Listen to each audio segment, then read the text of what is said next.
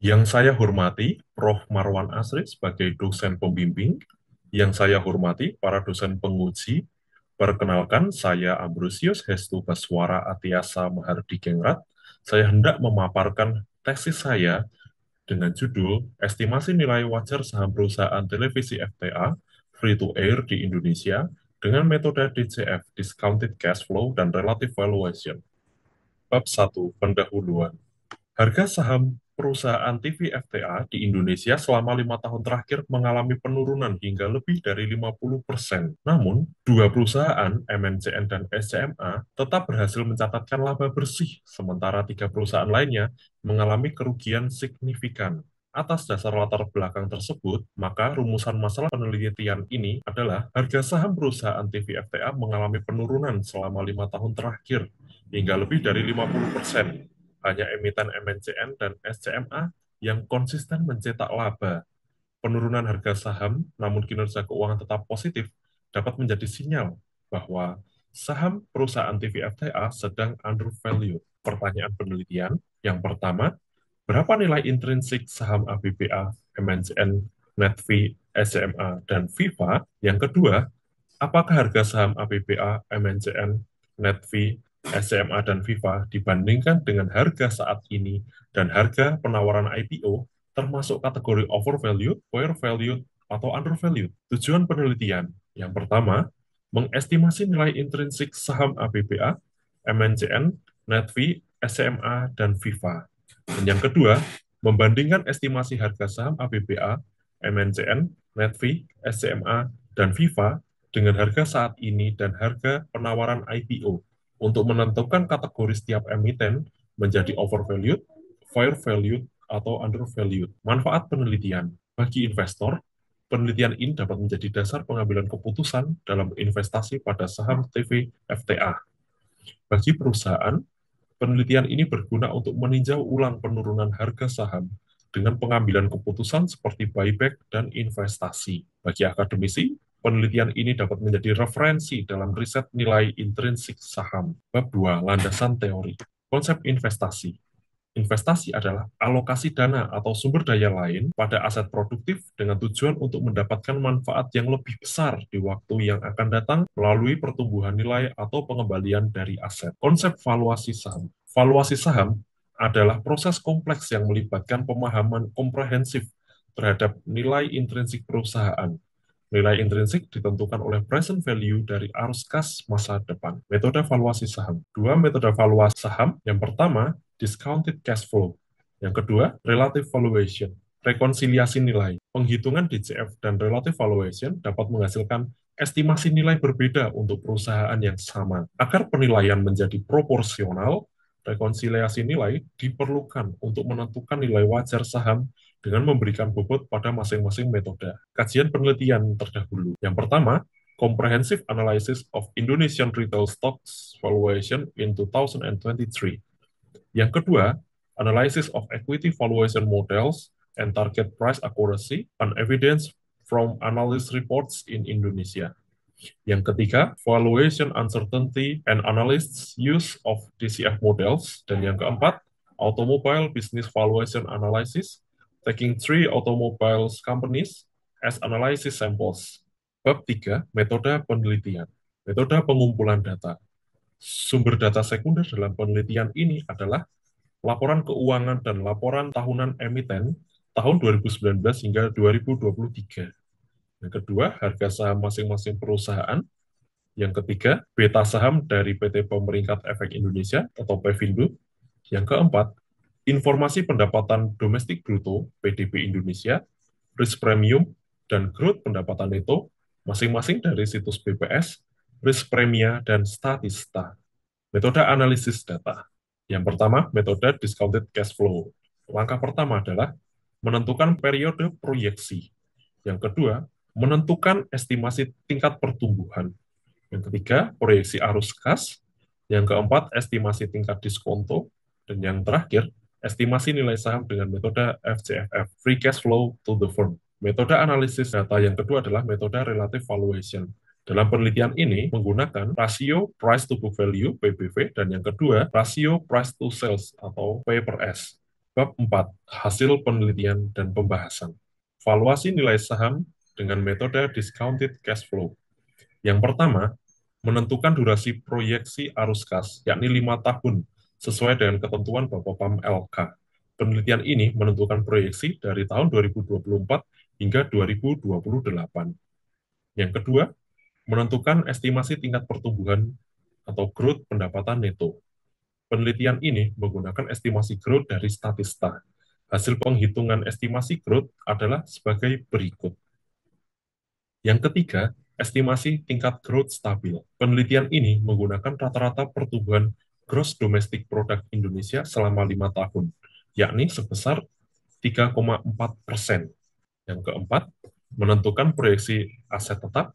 Dan yang kelima, menentukan proyeksi non-cash working capital. Proyeksi aset tetap dan proyeksi non-cash working capital menggunakan rasio rata-rata masing-masing akun dalam aset tetap dan non-cash working capital dibandingkan dengan pendapatan neto pada masing-masing tahun tersebut. Setelah mendapatkan rasio, kemudian angka persentase dikalikan dengan pendapatan neto periode proyeksi. Yang keenam, estimasi tingkat diskonto WACC. Hasil penghitungan WACC setiap perusahaan adalah sebagai berikut. ABBA 22,24%, MNCN 16,96%, NETV negatif 11,41%, SCMA 17,76%, dan FIFA 6,04%.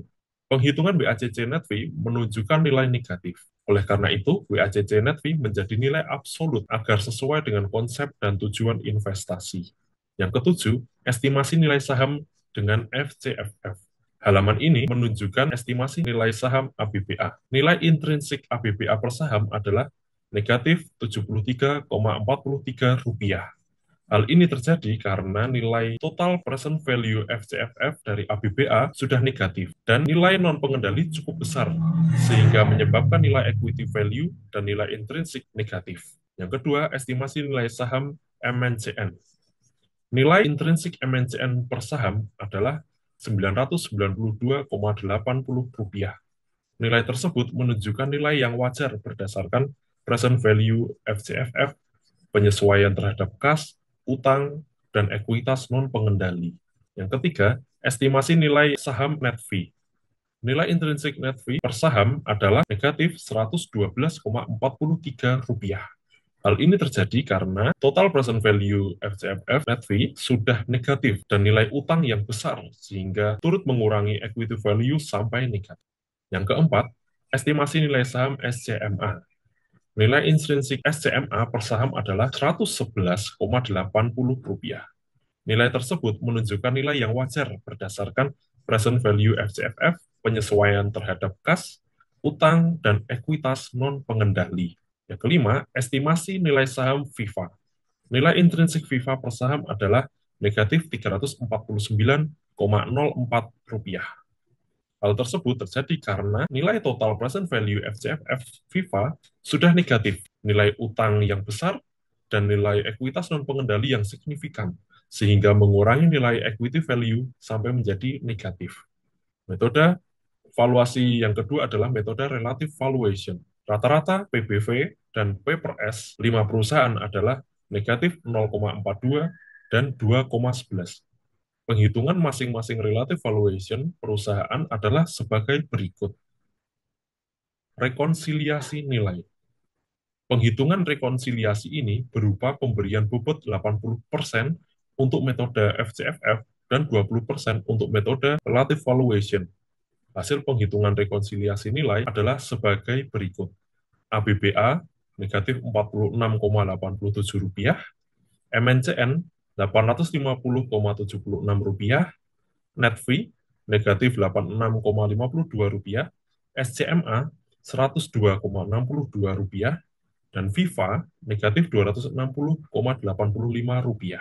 Tahap terakhir dari rekonsiliasi adalah membandingkan nilai intrinsik saham dengan harga saham di pasar dan harga saat IPO. Hasil perbandingan nilai dengan harga tersebut adalah sebagai berikut.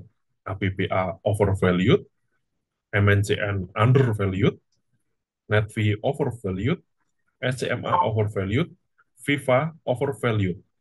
Bab 5. Simpulan.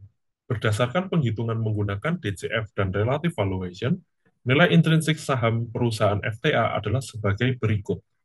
Nilai intrinsik ABBA negatif Rp46,87, MNCN Rp850,76, net fee negatif Rp86,52, SCMA Rp102,62, FIFA negatif Rp260,85. Berdasarkan estimasi nilai intrinsik, maka kategori setiap saham TVFTA di Indonesia adalah sebagai berikut. ABBA overvalued, MNCN undervalued, net fee overvalued, SCMA overvalued, dan FIFA overvalued. Penurunan harga saham industri TV FTA terbukti membuat satu perusahaan menjadi undervalued, yakni MNCN. Sementara, 4 perusahaan lainnya tetap overvalued. Implikasi.